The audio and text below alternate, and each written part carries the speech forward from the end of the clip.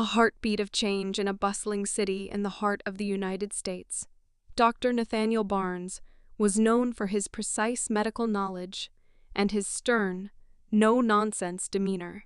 His hospital, a high-end private institution, attracted patients from all walks of life. Dr. Barnes was a man of reputation, uncompromising, efficient, and cold. His reputation for healing was unmatched, but his attitude towards certain people left a bitter taste in the mouths of many, though few dared to speak of it openly. One afternoon, a young woman named Tasha Williams, a bright and determined medical student, was admitted to the hospital. She was a successful businesswoman, but she had fallen ill after weeks of stress, poor sleep, and overwork. As she sat in the emergency room, she was immediately struck by the coldness in Dr. Barnes' eyes when he walked in for her examination. "What's wrong with you?" Dr. Barnes asked, his tone curt and dismissive as he glanced at her chart, quickly looking her over.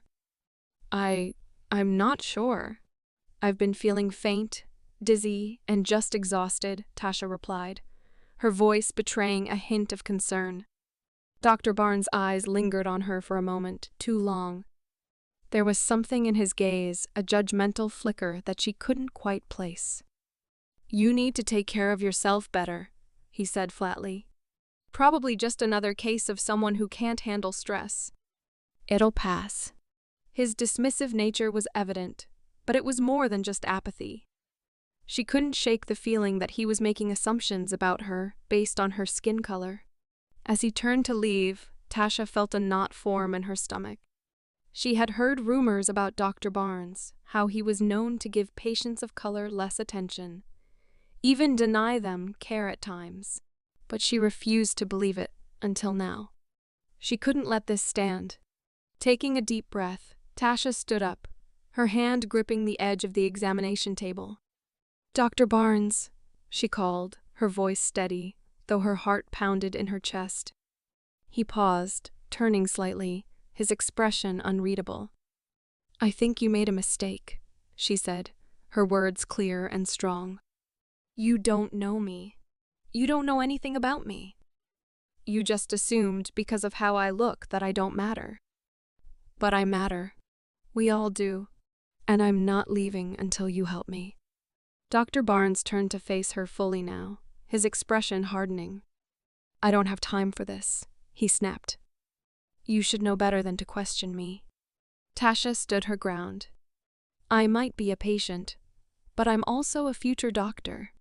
And when I'm in your shoes one day, I'll remember this moment and how important it is to see each patient as a person, not a stereotype." A tense silence hung in the air as their eyes locked.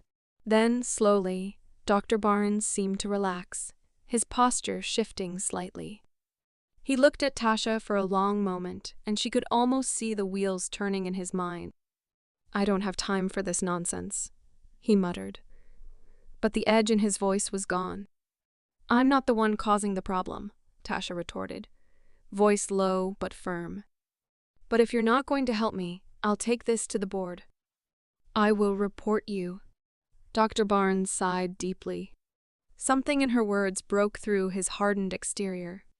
He glanced at the nurse, who was watching with an unreadable expression, then at the patients who waited quietly for their turn. He looked back at Tasha, and for the first time, there was a flicker of understanding in his eyes. "You want to be a doctor, huh?" he asked, his voice quieter now. Tasha nodded. "More than anything." Dr. Barnes paused again, looking at her with a gaze that was no longer filled with disdain, but something else, something unfamiliar to him. "All right. Let's run the tests. I'll get you the care you need." Tasha nodded in silence, though her mind raced. She had done it. She had fought for herself. And though the road ahead was long, she knew that she would never again back down from standing up for what was right, no matter the obstacles. As the tests were run and her diagnosis came back, it turned out that her condition was more serious than anyone had anticipated, and her recovery was going to be a lengthy one. But during her stay, something remarkable began to happen. Dr. Barnes, whose cold and distant demeanor began to warm, spent more time with her, explaining her treatment options, asking questions about her aspirations, and, to Tasha's surprise, even showing an interest in her journey toward becoming a doctor. Months passed, and Tasha's health improved. She returned to the hospital periodically for checkups, and each time she saw Dr. Barnes, their relationship had shifted. He had started to open up, talking less about diagnoses and more about his own struggles, his battles with ingrained prejudices, the difficulty he had faced in overcoming his own biases toward others. "I used to think," Dr. Barnes confessed one day, "that the world was black and white. People were either successful or not, deserving of help or not. But seeing you fight for yourself, seeing your strength, it opened my eyes." Tasha smiled softly. "It wasn't about fighting you.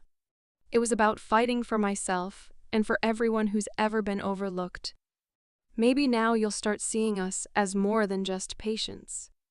Dr. Barnes nodded. "Maybe I will." And just like that, a quiet revolution began not only in Dr. Barnes' heart, but in the hearts of others who witnessed the exchange. Slowly but surely, Dr. Barnes started to change. He began mentoring young doctors and patients alike, teaching them the importance of empathy and understanding, not just medical knowledge. The world didn't change overnight, but Tasha Williams had taken one crucial step in proving that even the smallest act of defiance, the loudest scream of "I matter," could bring about the most profound changes in the places we least expect it. And as for Dr. Barnes, he learned that healing was not just about curing disease. It was about healing hearts, even his own.